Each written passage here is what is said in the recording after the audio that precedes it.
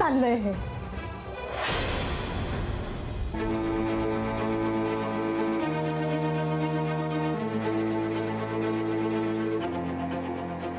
या पाहुण्यांच्या स्वागताची तयारी होती? या महेशची हिम्मत कशी होते माझ्या घरी यायची? माझ्या बहिणींना चॉकलेट देतो, आजीच्या पाया पडतो, नाटकं करतोय.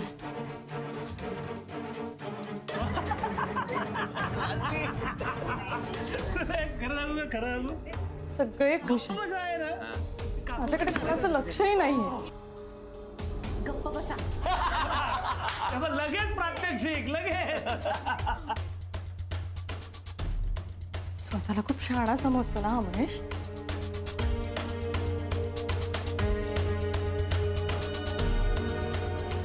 आता त्याने कितीही माफी मागितली तरी मी जाणार नाही त्याच्याबरोबर.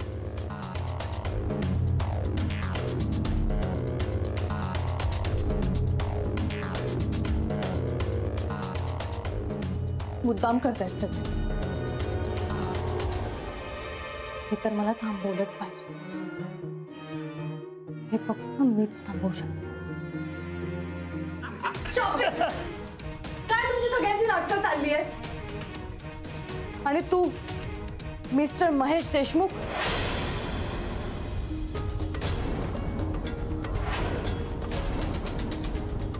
मी काय सांगते ते लक्षात ठेवायचं.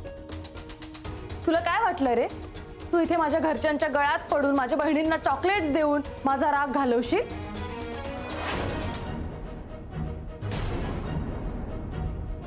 ते शक्य नाहीये या जन्मी तरी. उगाच माझ्यावर इम्प्रेशन झाडायचा प्रयत्न करू नको.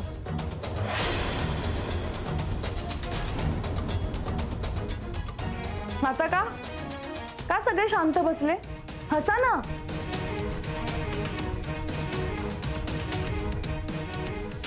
आणि तू रे का गप्प बसलास? आता बोलता येत नाही? नील, मी गप्प नाही बसलो, पण मी जर बोललो ना तर ते तिला ऐकवणार नाही.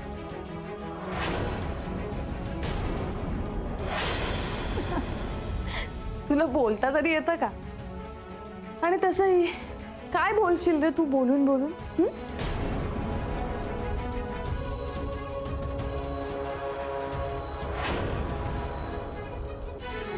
पहिली गोष्ट, तुला कोणी सांगितलं ग की मी ते तुझ्यावर छाप पाडायला किंवा तुला इम्प्रेस करायला म्हणून आलोय? अजिबात नाही.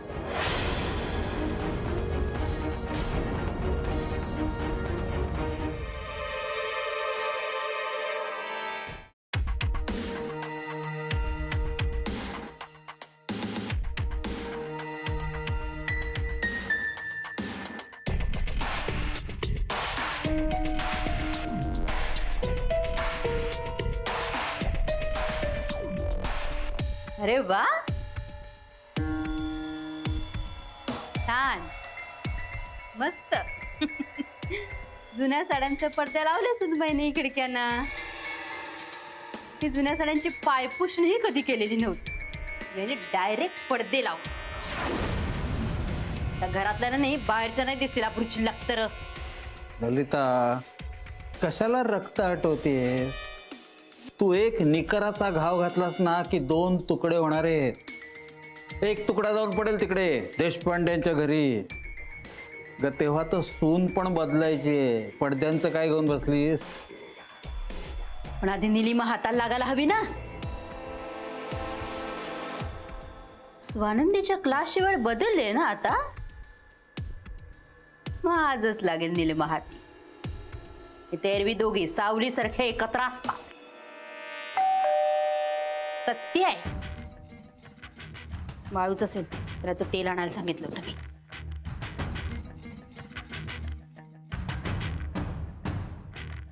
निलिमा,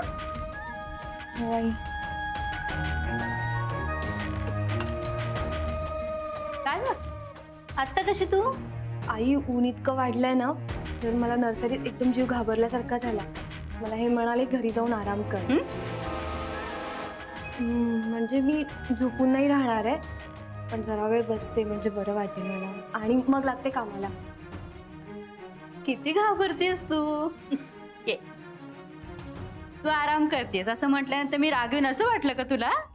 बस पाणी देते हा. आई मी घेते ना पाणी. अगं बस ग, आई बाबा म्हणतेस आणि संकोच कसला करतेस? बस. घे.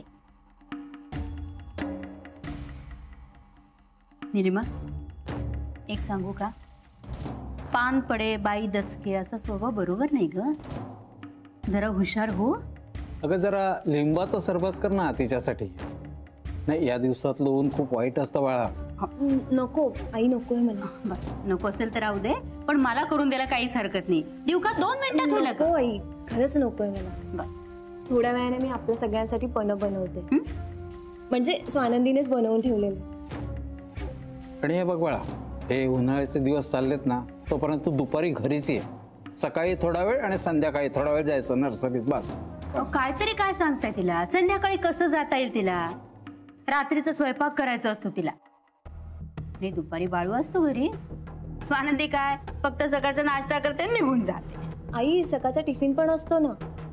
आणि घर म्हटल्यावर इतका काटेकोरपणे हिशोब ठेवून कसा चालेल? अगदी बरोबर आहे. एवढा हिशोब नाहीच ठेवायचा. आणि स्वानंदीच्या बाबतीत तर नाहीच ठेवायचा. त्याची सगळी सत्ता तिच्या हातात आहे बाई. ते म्हणतात ना, जो राखेल तो तळे चाखेल. तेच अगदी बरोबर आहे. नाही ग पण निलिमा, मी बघते ना ग, किती तू कष्ट घेतेस, किती झिजतेस या घरासाठी. बघ बाळा, तुला जरा विचित्र वाटेल आमचं वागणं. हा चेहरा घेऊन जेव्हापासून घरी आलेस ना, तेव्हापासून रड लागले घराला. लग्न होऊन 5 वर्ष झाली, कशात काही नाही. अगं बाई, यापुढे तुझी बिरबलाची खिचडी शिजणार कधी आणि आम्ही सगळे गिळणार कधी?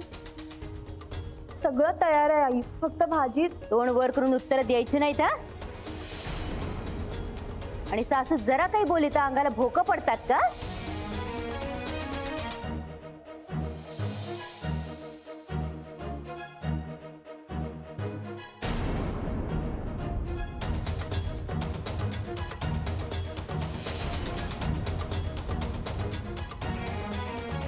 किल्ल्या नाही सांभाळता येते, घर काय सांभाळणार? पण ही जे रागावते ना, ते आईचं रागावणं असतं. अगं तुमची मोठी सून आहेस, शिवाय आमच्या शिरखेडची आहेस. आपण एकाच मातीतले आहोत, बरोबर ना? हे सगळं बरोबर आहे, पण तू आणि मी काही बोलायचं नाही. नुसतं सगळं बघत राहायचं. दुभत्या गाईच्या लाथा खायला लागतात म्हणतात ना, तेच अगदी बरोबर आहे. नाही ग, पण पालटतील. हे दिवस सुद्धा पालटतील.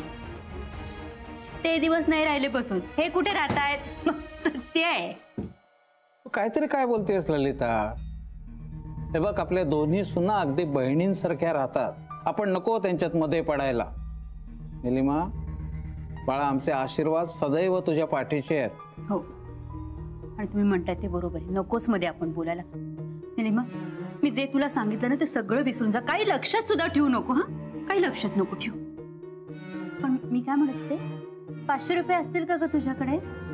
अगं डॉक्टरकडे जायचं होतं मला. गुडघे फार दुखायला लागलेत. आणि घरातलं औषध किती दिवस करत राहणार? बरं पण नाही वाटत अगं त्यांनी पटकन मार.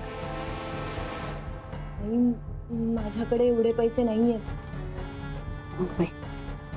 बरं, माझ्या लक्षातच आलं नाही ग, तुझ्याकडे पैसे नसतात नाही का? सगळे पैसे स्वानंदीच्या हातातच असतात. तुला पण तिच्याकडेच मागायला लागत असेल नाही ग? तुला काय वाटलं, तू माझ्या समोर आलास की मी विरघळून जाईन? हे बघ, तू आणि स्वानंदी म्हणून मला कधीच टक्कर देऊ शकणार. मग तू आता बडबडच का करतेय? बघ, आणि तू इथे येऊन कुठल्या हक्काने कटकट करतेय? हे बघ बाई, आपला काहीही संबंध उरलेला नाही.